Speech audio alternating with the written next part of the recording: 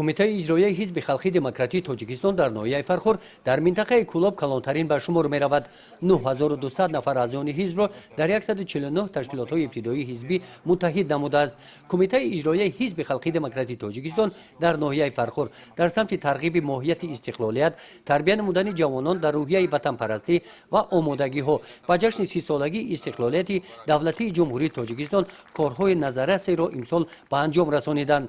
با اقدام حزبیان تحت عنوان اکسیای یک جای حل میکنیم مثل این محله زیاد از 45 کیلومتر راههای محلی سنگفرش و منفرش کرده شدند.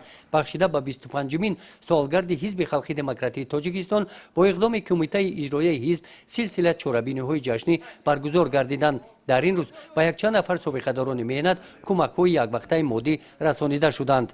در همایش ادامه بخشیده به سالگرد حزب خلقی دموکراتیک تاجیکستان حزبیان تاکید داشتند که برای اجرای نقشه‌های آیین‌ناموی حزب برای آبادی وطن من بعد صافدلانه مهنت میکنند.